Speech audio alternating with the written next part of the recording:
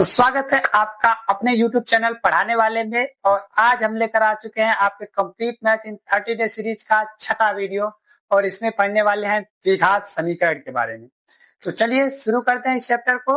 और जैसा कि हम हर चैप्टर शुरुआत करते हैं दो क्वेश्चन के साथ कि ये चैप्टर हमें क्यों पढ़ना है और इस चैप्टर में हमें क्या पढ़ना है। तो सबसे पहले हम जान लेते हैं कि इस चैप्टर को हमें पढ़ना ही क्यों है, इसकी जरूरत ही क्यों पड़ी। तो इस कहानी की शुरुआत होती है आज से करीब 4000 साल पहले। उस समय मेसोपोटामिया नामक एक स्थान हुआ करता था जो कि वर्तमान इराक के आसपास नहीं पड़ता था। और उसमें एक बेबीलोन नामक सभ्यता हुआ करती थी। वो जो सभ्यता थी वो भी आज के लोगों की तरह खेती बाड़ी पर ही निर्भर किया करती थी, अर्थात उस सभ्यता के लोग भी किसानी हुआ करते थे। तो जब किसानी करते थे वे लोग, फिर उनके पास परिवार भी होते थे और परिवार में जमीन का बंटवारा भी होता था। तो जो जमीन का बंटवारा हुआ करता था, तो अगर आपको इस जमीन की लंबाई चौड़ाई पता है तो उसका बंटवारा करना आसान होता था, क्योंकि आप लंबाई चौड़ाई से उसका क्षेत्रफल वर्ग मीटर में निकाल लेते थे और बंटवारा कर लेते थे। लेकिन समस्या तब उत्पन्न हुई जब लोगों को उस जमीन का क्षेत्रफल तो पता था लेकिन उसका लंबाई और चौड़ाई पता नहीं था।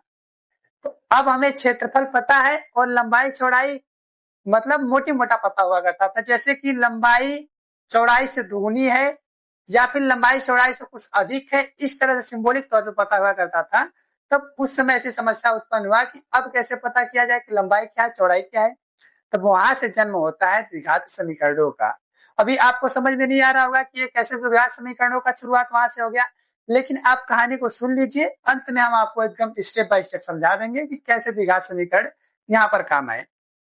एक, उन्होंने द्विघात समीकरणों का उपयोग इस तरह से किया कि उनको जब क्षेत्रफल पता है लेकिन लंबाई चौड़ाई नहीं पता है, ये बस पता है कि लंबाई चौड़ाई से कुछ अधिक है।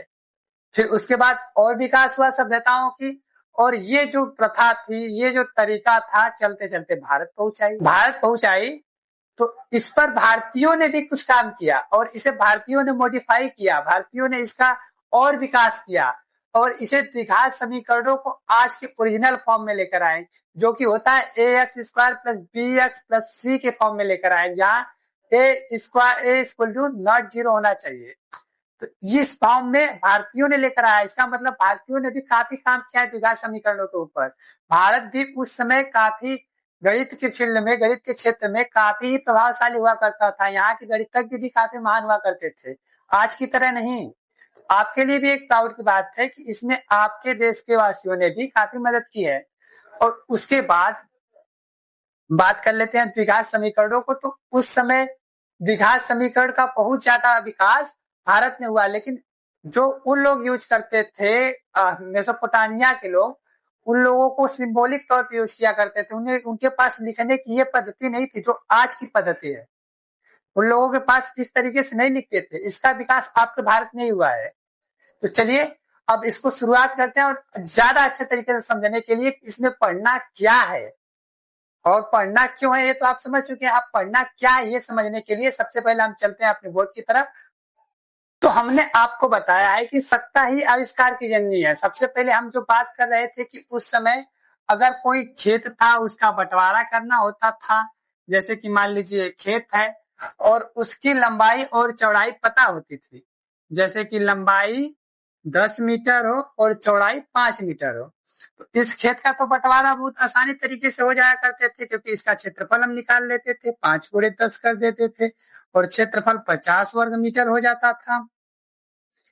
अब इसका बंटवारा तो आसानी से कर लेते थे, लेकिन क्या हो जब आपको ये 50 वर्ग मीटर पता है लेकिन लंबाई और चौड़ाई नहीं पता है। तो ऐसे कंडीशन को कैसे हल किया जाए, ऐसे कंडीशन को कैसे फेस किया जाए। खेत है ना, और इसका जो एरिया है वो है 300 मीटर स्क्वायर। इसका एरिया तो दे दिया गया और लंबाई चौड़ाई नहीं दिया गया। बस क्वेश्चन में ये बता दिया जाए कि जो लंबाई है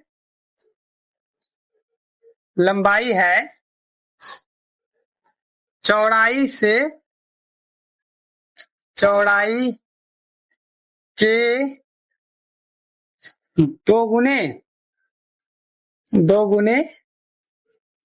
से 5 मीटर अधिक है। सिर्फ इतना बता दिया जाए, आपको किसी क्वेश्चन में सिर्फ इतना बता दिया जाए और आपसे बोला जाए कि अब इसे द्विघात समीकरण के रूप में बदलकर इसको लंबाई और चौड़ाई पता कीजिए, तो आप कैसे करेंगे? इसी के लिए द्विघात समीकरणों का इस्तेमाल किया जाता है। सबसे पहले लिखेंगे सॉल्यूशन, यानी कि हल। अब हल में हम लिखेंगे कि जो माना चौड़ाई है, लंबाई दोगुना से 2 अधिक है, ठीक। जो चौड़ाई है, चौड़ाई को माना x है, माना चौड़ाई बराबर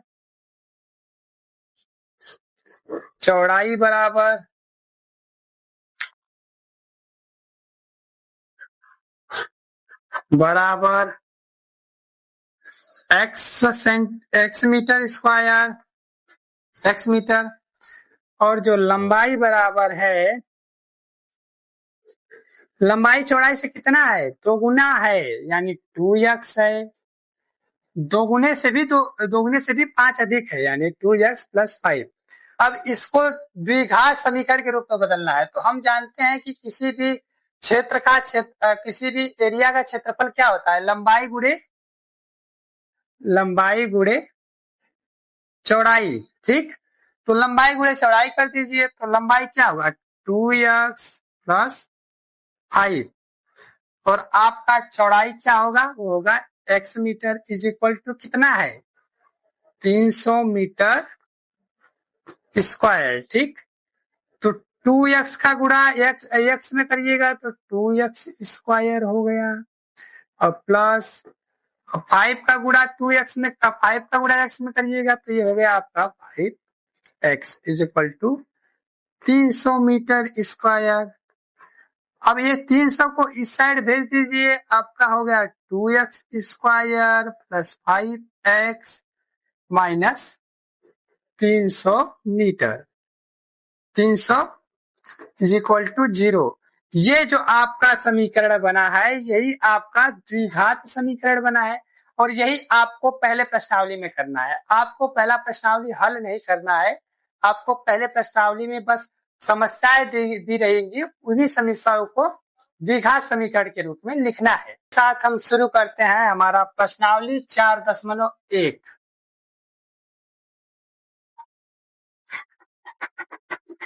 तो हम आपसे कहते हैं कि कोई भी चैप्टर शुरू करने से पहले आपके पास 2 सवालों के जवाब होना चाहिए। पहला कि आपको क्यों करना है और आपको क्या करना है। तो ये भी हमने बता दिया कि ये आपको पढ़ना क्यों है, आपको किस तरह की समस्याओं को हल करने के लिए पढ़ना है, और आपको क्या करना है इस प्रश्नावली में, ये भी हम समझा चुके हैं। चलिए अब पहले क्वेश्चन की तरफ बढ़ जाए। हमने आपको बताया कि इस प्रश्नावली में आपको हल नहीं करना है, बस द्विघात समीकरण के रूप में बदलना है। लेकिन जो पहला क्वेश्चन है हमारा, ये लिखा है कि जांच कीजिए, ये आप ये भी मिटा देते हैं। चलिए, पहले समीकरण में हमारा लिखा है कि जांच कीजिए कि क्या निम्न द्विघात समीकरण है। इसमें आपको समीकरण को ये बताना है कि क्या ये द्विघात है या नहीं, यानी इनकी हाईएस्ट घात 2 है कि या नहीं। इसे हल करना होगा आपको। तो इससे पहले 1-2 हल करके हम आपको दिखा देते हैं ताकि आप कर सके। तो इसमें पहला दिया है कि x + 1 का स्क्वायर = 2 कोष्टक में x - 3। अब आपको ये बताना है कि ये द्विघात समीकरण है कि नहीं, तो इसको आपको हल करना होगा, और ये हल करना तो बहुत आसान है। x + 1 का होल स्क्वायर कितना होता है? x का स्क्वायर + 1 का स्क्वायर प्लस, तो पहले वाले सवाल में क्या करना है, इसी को सरलीकरण कर दीजिए और देखिए क्या इसकी हाईएस्ट घात 2 होती है।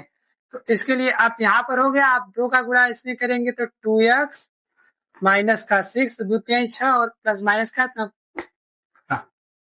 माइनस का लग जाएगा, और हो गया आपका 2 × 6। और अब इसको अचरों को एक साइड, अब इसको 2x - 6 है, इसको एक साइड करिए। अब 2x इस यहाँ पर आपका हो गया x स्क्वायर + 1 + 2x - 2x और ये प्लस का, ये माइनस का 6 था, इधर आके प्लस का 6 हो गया। ठीक, अब एक्स स्क्वायर, ये प्लस का 1 और इधर ये 2x प्लस का या 2x माइनस का, यानी कि यहाँ पे हो जाएगा 0 प्लस 6 प्लस 1, ये हो गया आपका 7 इज इक्वल टू 0। यानी आपका एक्स स्क्वायर प्लस 7 बचा है। क्या ये द्विघात समीकरण है? तो जो भी आपका इस फॉर्म में हो, ये x square plus b x plus c, ये आपका द्विघात समीकरण होने का यही फार्मूला है कि ऐसा रूप में होना चाहिए। तो इसको इस रूप में है तो ठीक है, नहीं है अगर बदल सकते हैं तो बदल लीजिए। जैसे हम इसको कर सकते हैं एक्स स्क्वायर, जहाँ पे एक कर सकते हैं एक x square plus 0 B square plus 7 is equal to 0। तो हम इस फॉर्म में इसे लिखने में सक्सेस हो गए। और इसकी हाईएस्ट घात क्या है? अरे प्लस बी एक्स, यानी 0x प्लस 7। तो हम इसे लिखने में सक्सेस हो गए। आप इस तरह से तो लिख सकते हैं, इसलिए ये द्विघात समीकरण है। हम एक और क्वेश्चन इसी तरह से ट्राई कर लेते हैं। और आपको पहले वाले क्वेश्चन में यही करना है कि सरलीकरण कर कर आपको देखना है कि आपका जो इक्वेशन है इस रूप में आ जाता है कि नहीं। अब दूसरा क्वेश्चन हम कर लेते हैं। दूसरा क्वेश्चन है हमारा x square minus 2 is equal to -2 और एक कोष्टक में 3 माइनस एक्स। अब इसको सरलीकरण करना है तो चलिए सरलीकरण करते हैं।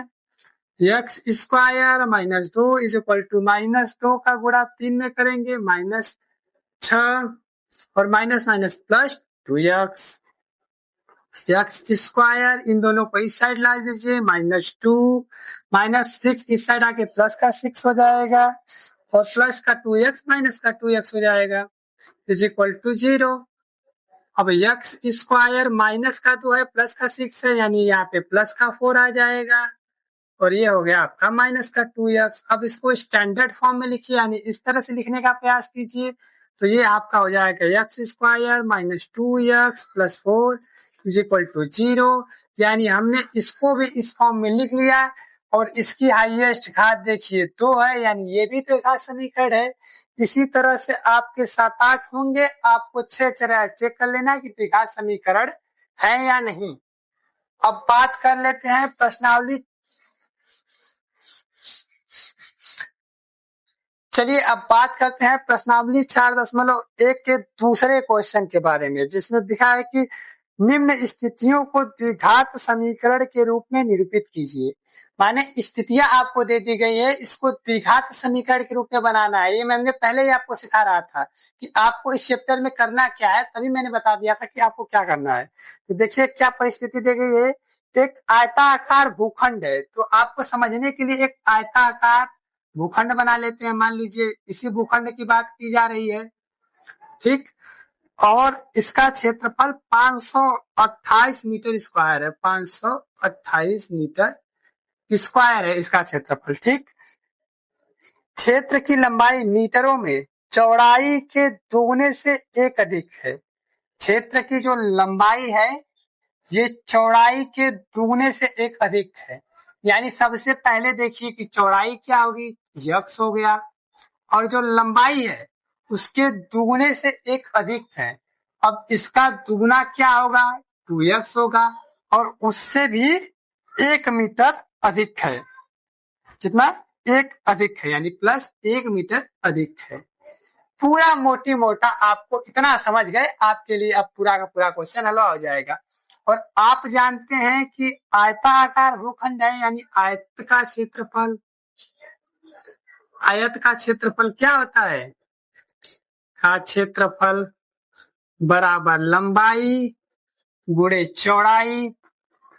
यानी कि लंबाई आपकी हो गई 2x प्लस 1 और आपकी जो है चौड़ाई हो गई x इज इक्वल होगा 528 मीटर स्क्वायर के। अब इसी को सरल कर लीजिए, 2x² हो जाएगा plus 2x is equal to 528। अब इसको इस साइड 528 को इस साइड भेज दीजिएगा, आपका हो गया 2x² plus 2x minus 528 is equal to 0। ये आपके द्विघात समीकरण के रूप में हमने आपका पहला सवाल हल कर दिया और इसमें 4 और दिए गए हैं। अब बाकी के 3 आप अपने से कर लीजिए। यहाँ तक हम पढ़ चुके हैं और अब हम प्रश्नावली 4.2 और 4.3 के बारे में अगली कक्षा में पढ़ेंगे और एक ही वीडियो में आपका 4.2 और 4.3 भी खत्म कर देंगे। अगर आपको हमारी ये सीरीज पसंद आ रही है तो लाइक कर दीजिए और कोई भी समस्या हो रही है तो कमेंट करिए और उसके अलावा भी अगर आपको नोट्स चाहिए तो हमारे व्हाट्सएप नंबर पे संपर्क कीजिए जो है 933632 7199। मैं आपको व्हाट्सएप नोट प्रोवाइड करा दूंगा। और भी कोई तरह की समस्या हो तो जरूर बताइएगा, लेकिन वीडियो को लाइक करके जाइएगा क्योंकि मेहनत बहुत लगती है और वीडियो हमारे चैनल नया इसलिए रीच नहीं हो पा रही है हमारी, जो सर्च से ही आप यहाँ तक पहुंच पा रहे हैं। धन्यवाद। मिलते हैं complete math in 30 day series के अगले पार्ट में और उसमें पढ़ेंगे 4.2 और 4.3 यानी 4 चौथी प्रश्नावली आपकी खत्म कर दी है।